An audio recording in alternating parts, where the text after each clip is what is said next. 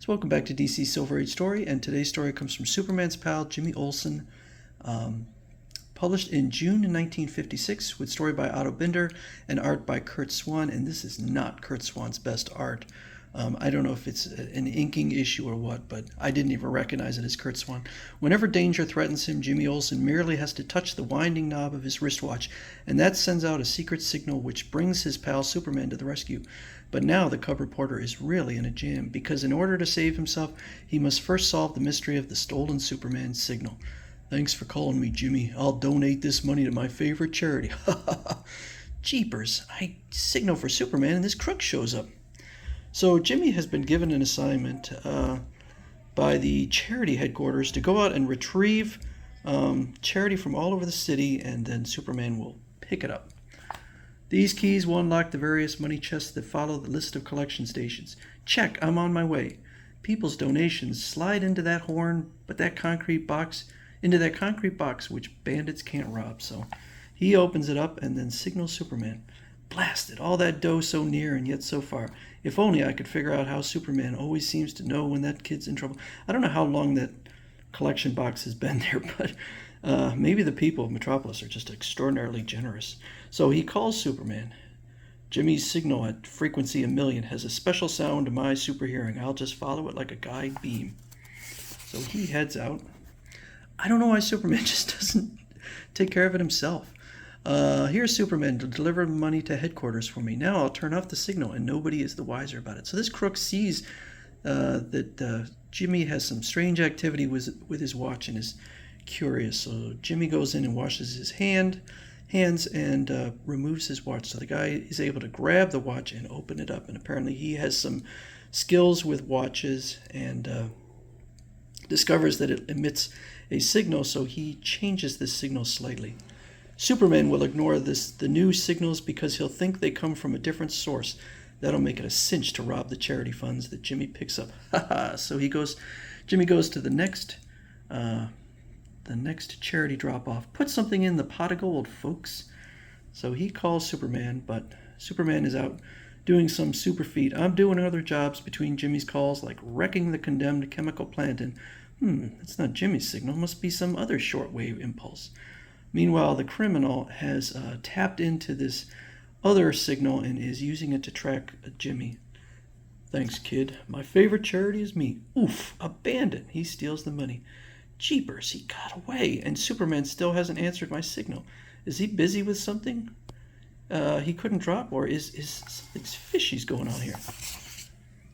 So he goes to the next drop-off. Loot your pockets for the charity treasure chest. And I guess he unlocks it because you can kind of see it's unlocked. Jimmy's on the alert now, but I'll divert his attention by cracking off this plaster arm just as that kid comes along. And I guess that is a flimsy statue. Oh my gosh, got to rescue that boy. So he pushes the boy out of the way, but in the meantime, the man has grabbed up this massive pile of cash. Yipes, robbed again. Why didn't Superman show up? Something is wrong here, and I'm going to get to the bottom of it. So he goes to the next drop-off. Dig deep for the charity lodge. This time I won't unlock the money until Superman shows up. But the guy just approaches him and says, "Open it up, kid." What? A gunman. Gulp, and there's not a policeman in sight.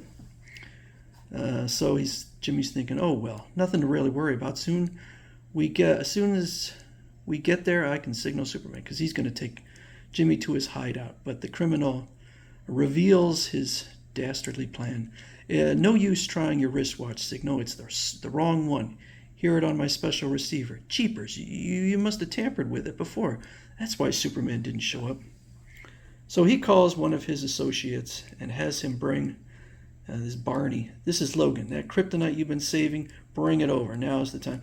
And also he has fixed the Superman watch so that it now works. Oh no, kryptonite, the substance that can weaken Superman, make him helpless as a baby.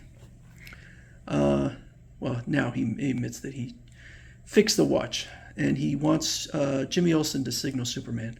The kryptonite rays will weaken Superman. Then these men will chain him up and leave him here. Uh-oh, if only there were a way to warn him.